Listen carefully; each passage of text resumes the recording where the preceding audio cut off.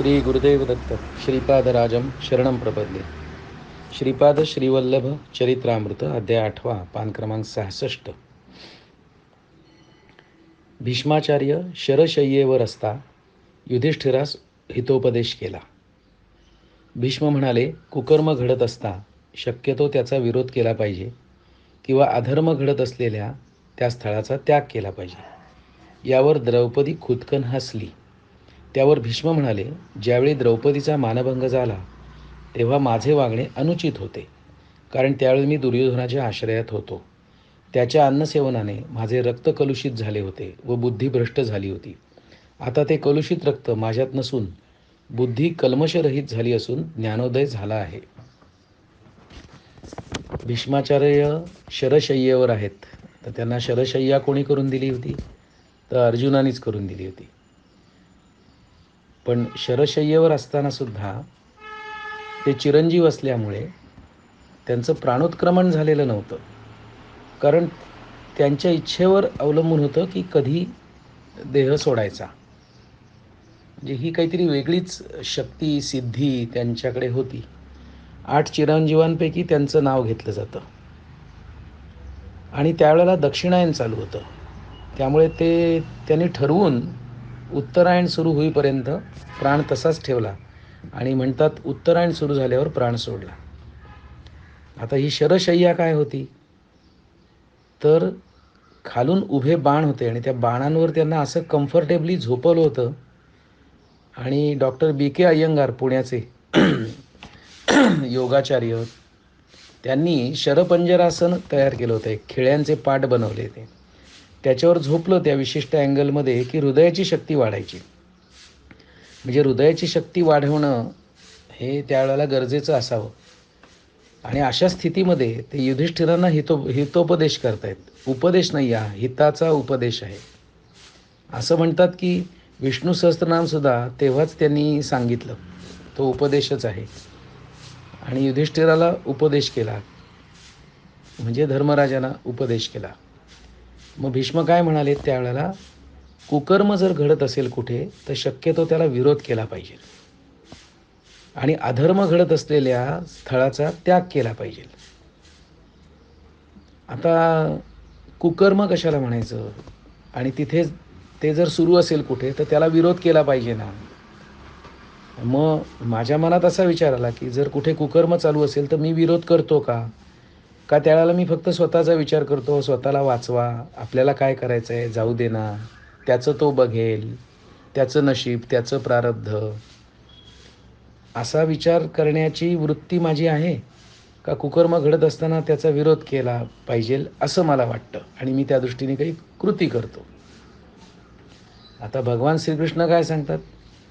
परित्राणाय साधूनाम आणि विनाशायचे दुष्कृताम. म्हणजे साधूंचं रक्षण करण्याकरता आणि वाईटांचा नाश करण्याकरता मी जन्म घेतो. मग मी पण जर त्याचाच अंश आहे तर माझं पण कर्तव्य काय आहे? तर वाईटाचा विरोध करायचा आणि चांगल्याला सपोर्ट करायचा. पण हे मी प्रत्यक्ष करतोय का? असं जर करत असेल तर याचा अर्थ मी त्याचा अंश आहे म्हणून जगतोय, देवाचा अंश आहे म्हणून मी जगतोय.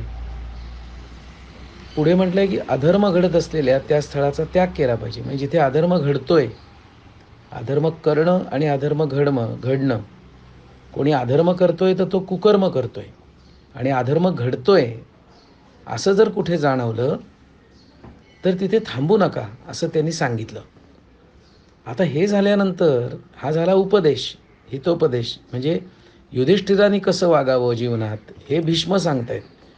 पण द्रौपदी जी सफरर होती, जिने भोगलं होतं, तिला हा विरोधाभास वाटला आणि ती खुदकन हसली. आणि ती हसल्यावरती भीष्म म्हणाले तिला, ज्यावेळी द्रौपदीचा मानभंग झाला तेव्हा माझे वागणे अनुचित होते. त्यांनी कबुली दिली आहे की माझं वागणं त्यावेळेचं बरोबर नव्हतं, कारण त्यावेळी मी दुर्योधनाच्या आश्रयात होतो. मी अधर्माच्या म्हणा वाईटाच्या बाजूनी होतो आणि त्याच्या अन्नसेवनाने अशा कुकर्म करणाऱ्याचा, अधर्म करणाऱ्याचं अन्न मी सेवत करत होतो, म्हणून माझं रक्त कलुषित झालं होतं आणि परिणामतः बुद्धी भ्रष्ट झाली होती. मेंदूला सर्वात जास्ती रक्त पुरवठा लागतो ना, रक्त सर्वात जास्ती मेंदूला लागतं आणि ते रक्त जर कलुषित असेल आणि ते रक्त कलुषित होण्याची प्रक्रिया जर अन्नसेवनाने होत असेल तर मला आता मी काय अन्न खातोय सेवन करतोय मग त्याप्रमाणे माझं रक्त कलुषित होत आहे का, मग त्यामुळे माझी बुद्धी भ्रष्ट होते का, मग अधर्म आणि कुकर्म या दिशेने माझं सगळं जीवन चाललं आहे का, का धर्माच्या बाजूने उभा राहतोय, चांगल्या गोष्टीसाठी उभा राहतोय, असा माझा मलाच विचार करणं इथे सुरू झालं.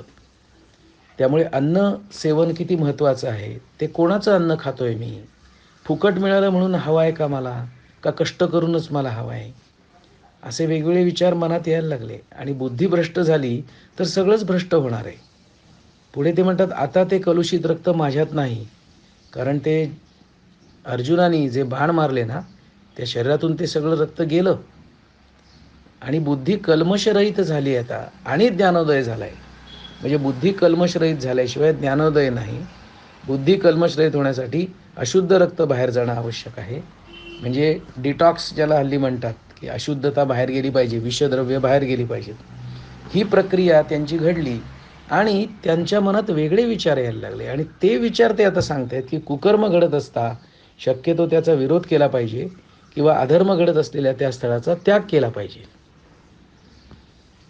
द्रौपदीचं खुदकन हसणं पण तितकंच महत्त्वाचं आहे जितकं असं सगळं त्यांनी करून सुद्धा युधिष्ठिराने त्यांचा हितोपदेश स्वीकारणं आणि भीष्माचार्यांनी आपली चूक कबूल करणं, मान्य करणं, माझं वागणं अनुचित होतं, हा पण त्यांचा मोठेपणाच आहे.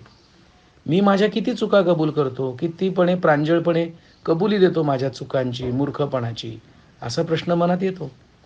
म्हणून ते भीष्माचार्य, म्हणून तो युधिष्ठिर आणि म्हणून ती द्रौपदी आणि ह्या सगळ्या पात्र ज्याच्या भोवती फिरत आहेत, ज्याच्यामुळे फिरलेत, ते भगवान श्रीकृष्ण. जीव परिणाम दशेत अनेक जन्म घेत असतो. थोड्या जन्मात स्त्री तर थोड्या जन्मात पुरुष होतो. मानव जन्माव्यतिरिक्त पशुपक्ष्यादींचा सुद्धा जन्म घेतो. जन्मांतरी मंदोदरीचा पुरुष जन्म होता. त्या जन्मामध्ये तिला एक चंचल स्वभावाची, एक दुष्ट स्वभावाची व एक मृदू स्वभावाची अशा 3 पत्नी होत्या. म्हणजे ती जेव्हा पुरुष होती त्यावेळेला तिला ह्या अशा 3 स्वभावांच्या पत्नी होत्या. या जन्मी चंचल स्वभावाची पत्नी वानर होऊन वाली झाला, दुष्ट स्वभावाची पत्नी राक्षस होऊन रावण झाला आणि मृदू स्वभावाच्या पत्नीचा विभीषण म्हणून जन्म झाला. कल्पांतरी हे तिघे मंदोदरीचे पुरुष जन्म असता तिचे पत्नी होते, तर ती या जन्मी चंचल वृत्ती असलेला वाली याची पत्नी झाली व त्यापासून अंगदाचा जन्म झाला. तदनंतर दुष्ट प्रवृत्ती असलेल्या रावणाची भार्या झाली. रावण संहारानंतर मृदू स्वभाव असलेल्या बिभीषणाची पट्टराणी झाली. तर वालीची पत्नी असताना, रावणाची पत्नी असताना आणि बिभीषणाची पत्नी असताना तिच्यातली जीवाणू भिन्न होते. म्हणून मंदोदरी सुद्धा महापतिव्रता होय. रक्त बदललं, सगळ्या रुटीन बदललं, फूड हॅबिट्स बदलल्या, त्याचा परिणाम काय झाला तर जीवाणूच भिन्न झाले. म्हणजे ती व्यक्ती ती नाही राहिली आता आणि म्हणून तिला महापतिव्रता म्हटलंय. तेव्हा मी म्हणालो, स्वामी स्त्रीस एकच पती किंवा पुरुष एकपत्नी व्रत असला पाहिजे असे म्हणतात, तर बहुभार्या किंवा बहुभर्तृत्व निंदनीय आहे का, असा प्रश्न विचारलाय. आता याच्यावर आपण विचार करू. पुढचं शीर्षक आहे परिच्छेदाचं कर्मचक्र परिणाम. तिरुमलदास म्हणाले, तुझे म्हणणे खरे आहे. एखाद्या पुरुषाने विनाकारण पत्नीस त्रास दिला तर सप्तजन्मपर्यंत बालविधूर होतो असे सांगितले आहे.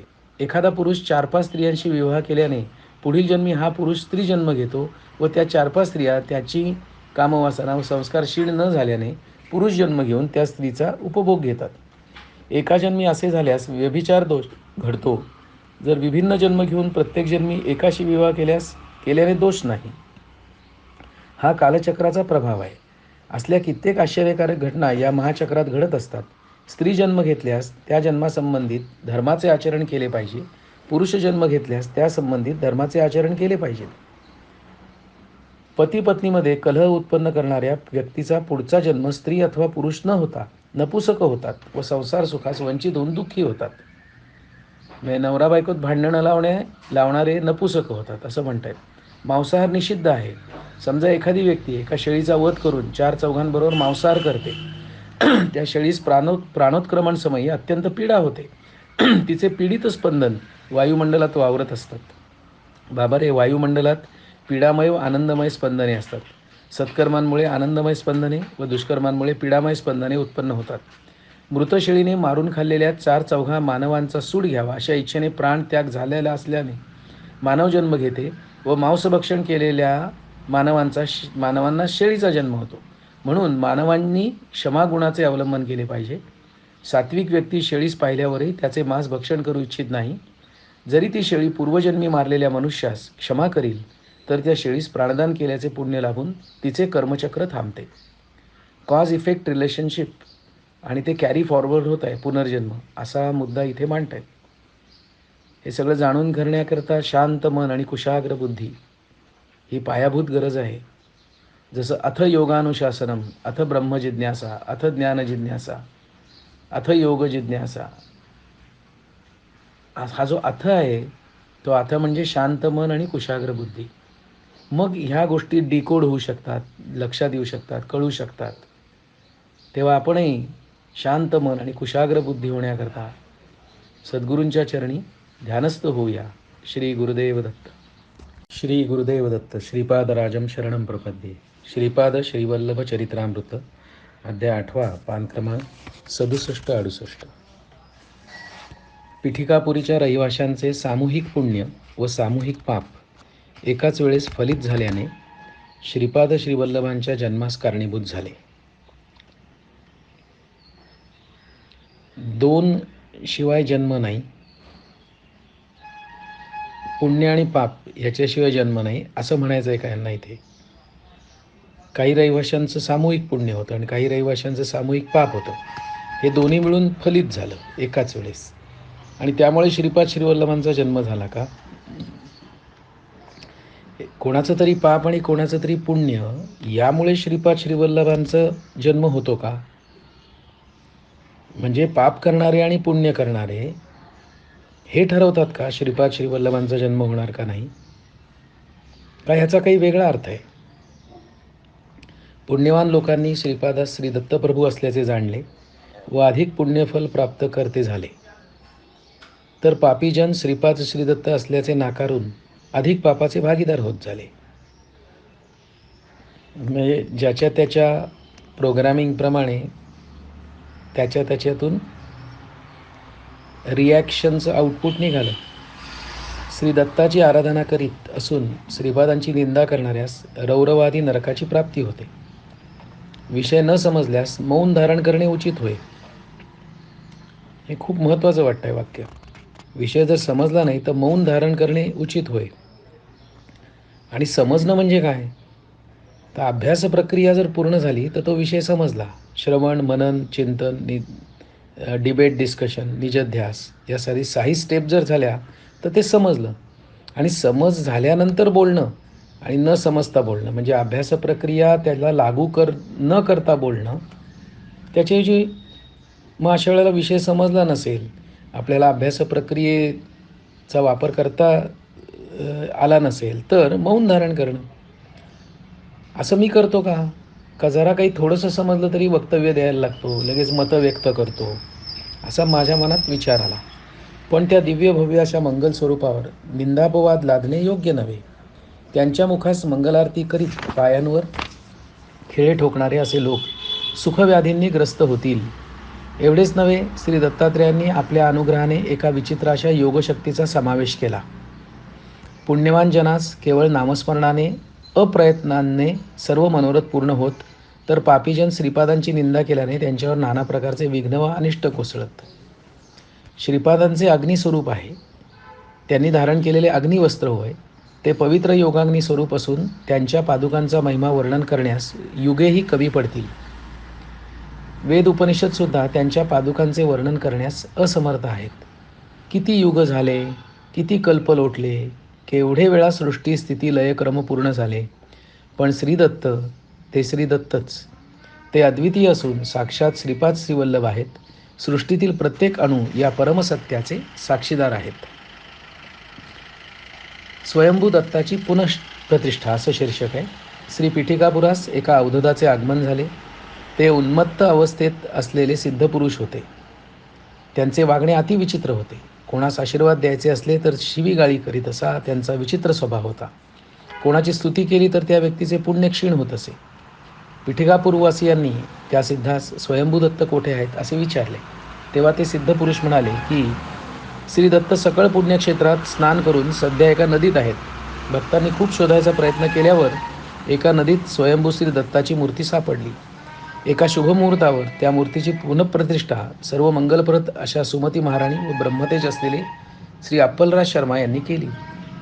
त्या महोत्सवाचे अर्ध्वयू श्री बापनार्य होते. पुढचं शीर्षक आहे परिच्छेदाचं विद्यारण्यांचे प्राकट्य.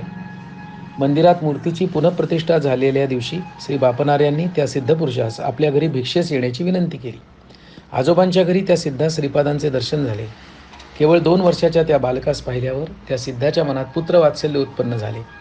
श्रीपाद मातुल श्री व्यंकटप्पा यांच्या खांद्यावर बसून त्यांच्या शिखेशी चेष्टा करीत सिद्धांकडे दृष्टी करून हसले. ते हास्य पाहून सिद्धास समाधी लागली. समाधीतून व्युत्थान झाल्यावर श्रीपाद म्हणाले, माधवा, तुझ्या इच्छेप्रमाणे हिंदू साम्राज्याची स्थापना माझे वय 16 वर्षाचे झाले असता बुक्कराय करतील. तू हरिहर बुक्कराय यांच्या पाठीशी सदैव असले पाहिजे. विद्यारण्य महर्षी या नावाने तुझी ख्याती होईल. तुझ्या सहोदर सायणाचार्यांच्या वंशात येणाऱ्या शताब्दात गोविंद दीक्षिताचा जन्म होणार आहे. तो गोविंद दीक्षित कोणी नसून तूच असशील. राजश्री होऊन तंजावर संस्थानात महामंत्रीचा पदभार सांभाळून कृतकृत्य होशील. पुढे काय घडणार आहे हे आधीच सांगतायत. असे ऐकल्यावर आनंदाने सिद्धाच्या डोळ्यातून अश्रुधारा वाहू लागल्या. त्याने श्रीपादांना आपल्याजवळ घेतले. इतक्यात श्रीपादांनी त्या सिद्धाच्या चरणांचे वंदन केले. सिद्धाने आश्चर्य व्यक्त करता श्रीपाद म्हणाले, तू विद्यारण्य या नावाने शृंगेरी पीठाधिपती होशील. तुझा शिष्य परंपरेत 3रा शिष्य कृष्ण सरस्वती म्हणून तूच असशील. तुझ्या शिष्य परंपरेत 3रा शिष्य कृष्ण सरस्वती म्हणून तूच असशील. तुझ्या मनात माझ्याविषयी पुत्रभाव उत्पन्न झाल्या कारणाने माझ्या पुढील नृसिंह सरस्वती या नावाने होणाऱ्या अवतारात काशी क्षेत्री कृष्ण सरस्वती होऊन तू मला संन्यास दीक्षा देशील. तू संन्यास धर्माचा उद्धार करशील. यास काशी विश्वेश्वर व माता अन्नपूर्णा यांची साक्ष असेल. वशिष्ठ शक्ती पराशर त्राशेय प्रवरांतित पाराशर गोत्रोद्भव ऋग्वेदांतर्गत वाजपेयजाजी माधवाचार्य हे विद्यारण्य महर्षी नावाने ख्यात होतील. बाबा रे, उद्या तुला आणखी चरित्र सांगेन असे म्हणून तिरुमलदासांनी त्या दिवशीचे निरूपण तेथेच थांबविले. श्रीपाद श्रीवल्लभांचा जय जयकार असो. श्रीपादराजं शरणं प्रपद्ये. श्री गुरुदेव दत्त.